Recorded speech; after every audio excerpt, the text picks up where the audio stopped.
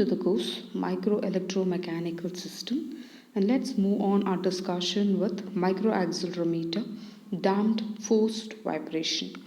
In the last class we discussed damped free vibration and move on to damped forced vibration.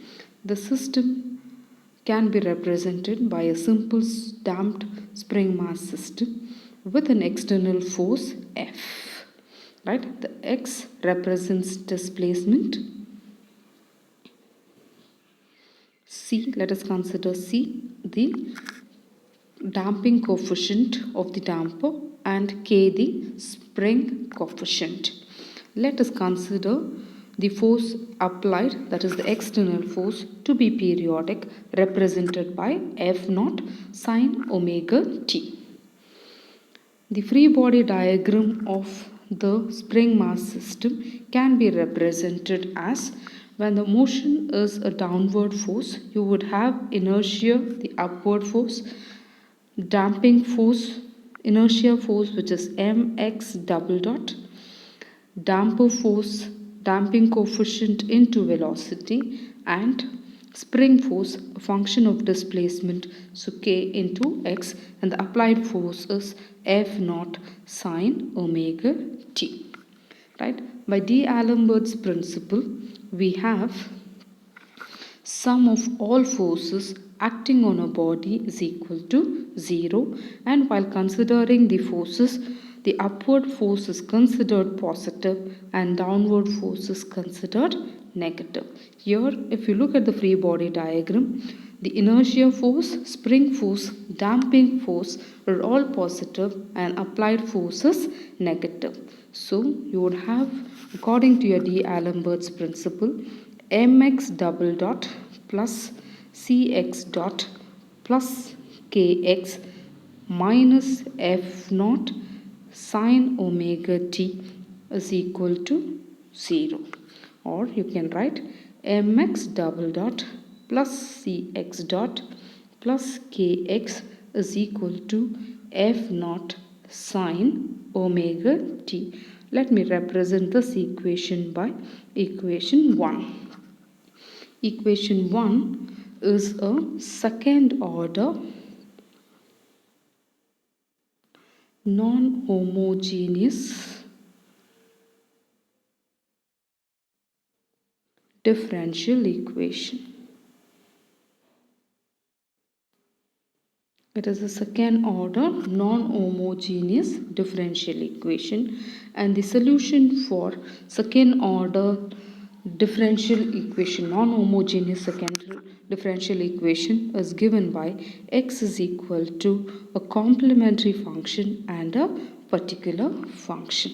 Complementary function is given by mx double dot plus cx dot plus kx, that is inertia force plus damping force plus the spring force is equal to 0, and the solution of this is the representation of a free vibration system and a damped free vibration system, where the solution of this was discussed in class 1 microaccelerometer damped free vibration. Let's move on to the particular solution. The challenge to the microaccelerometer design is in designing the solution or on getting the solution to the particular function, which is usually done by assuming x particular is equal to a sine omega t minus phi. So xp dot would be a omega sine of omega t minus phi plus pi by 2, or xp double dot would be a omega square sine of omega t minus phi plus pi by 2 plus pi by 2, or xp double dot is equal to a omega square sine of omega t minus phi plus pi. So let us consider these three equations, that is xp dot and xp double dot, to be equation 2. Substituting equation 2 in equation 1, we had equation 1 as mx double dot plus cx dot plus kx equal to f naught sine omega t. Substituting for x double dot, x dot and x, you will get m a omega square sine of omega t minus phi plus pi plus CAW sine of omega t minus phi plus pi by 2 plus KA sine of omega t minus phi is equal to f naught sine of omega t. Let this be our equation 3. Let us represent this equation 3 in a vector diagram, as a vector diagram. Right? We look into equation 3. At omega t, there is a function f naught. So let us consider a function f naught at omega t. Let this be a. Let us consider a function ka at omega t minus phi. So if this is an angle phi, then at omega t minus phi, you have a function Ka. Let this be 0 and b. And at omega t minus phi plus pi by 2, you have a function CAW. That is exactly at 90 degrees to this, you have CAW. And the last function at omega t minus phi plus pi, you have MA omega square. That is 90 degree to CAW, you have MA omega square. Right? Let me draw a line parallel to this. This is at 90 degree. So C and D. So if you look at ADBC, right? AD is equal to CB and AC is equal to DB. We consider this triangle OAD. OAD is a right angle triangle. So you would get, by Pythagoras theorem, OA square is equal to OD square plus AD square. OA square is equal to OD square plus AD square. And OD is OB minus DB. So you have OA square is equal to OB minus DB whole square plus AD square. OA is nothing but F naught square is equal to OB. OB from the diagram is KA minus MA omega square, and AD is CAW. Substituting, you get OB is KA minus M omega square A whole square plus CAW whole square. Get F naught square is equal to, if I take A square out, left with K minus M omega square plus CW square, or A square is equal to F naught by K minus M omega square whole square plus c omega square, or a square is equal to f naught by k square is taken out, so 1 minus m by k omega square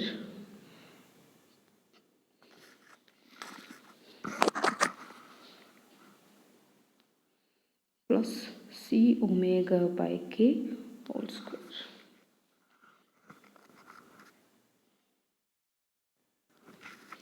Thus becomes a square is equal to f naught by k square divided by 1 minus omega square by omega naught square.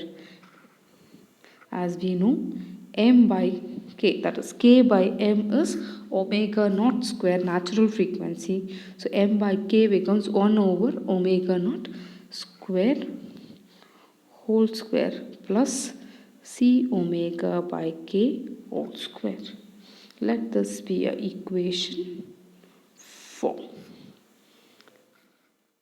We have c omega by k written as c by cc into cc by k omega, where c is the damping coefficient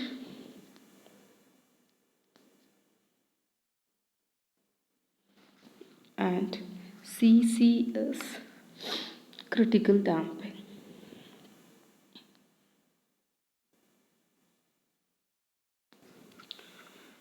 C by Cc, the ratio of damping coefficient to critical damping, is given by H, and critical damping is given by 2 m omega naught. So substituting these in equation 4, we get a square is equal to f naught square by k divided by 1 minus omega by omega naught whole square plus c omega by k whole square, where we had c omega by k. C omega by k was given by c by cc into cc by k into omega, where c by cc is h into cc is 2m omega naught by k into omega. This is equal to c omega by k is equal to h 2h omega naught. M by k is omega naught square into omega. Omega naught and omega naught square gets cancelled, giving you c omega by k is equal to 2h omega by omega naught. Substituting this in equation 4, we get a square is equal to f naught square by k square divided by 1 minus omega by omega naught whole square plus 2h omega by omega naught whole square. We also have omega by omega naught represented by R, which is called the ratio frequency or frequency ratio. So representing omega by omega naught equal to R, you have a square is equal to f naught square by k square divided by 1 minus r square whole square plus 2hr whole square, or a is equal to f naught by k root of 1 minus r square whole square plus 2hr whole square. This is the equation for amplitude of relative motion of mass. Amplitude of relative motion of mass. This be your equation 6.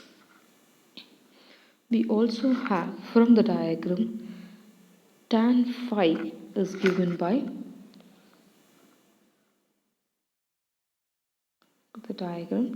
tan phi is given by AD by OD.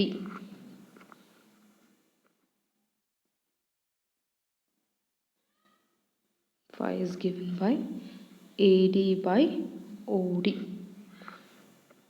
where tan phi is equal to AD is C omega A by OD is OB minus DE. Tan phi is equal to C omega A divided by Ka minus M omega square A from the vector diagram. So you have tan phi equal to C omega A divided by A into K minus M omega square, where A and A gets cancelled. You will get tan phi is equal to C omega by K 1 minus M omega square by K, and we have M by K, which is 1 over omega naught square, the natural frequency. Tan phi is equal to C omega by K divided by 1 minus omega square by omega naught square, which is tan phi equal to, we had C omega by K, C omega by K given by 2hr. So 2hr by 1 minus r square, or phi is equal to tan inverse of 2hr by 1 minus r square, where H is the ratio of damping coefficient to critical damping and Cc is the critical damping given by 2m omega naught. If you look into the amplitude expression, A is equal to F naught by K divided by root of 1 minus r square whole square plus 2hr whole square. We can find that is where r is omega by omega naught. When we find when omega approaches omega naught, A approaches amplitude by twice x, that is mass of the given system by twice h. We know that h is related to damping effect. Free vibration with h is equal to 0 leads to infinitely large amplitude of vibrations of the mass. Hence, the selection of damping parameter h is critical in accelerometer design. So h is a very important parameter, and selecting of this damping parameter h is critical in the accelerometer design. Thank you.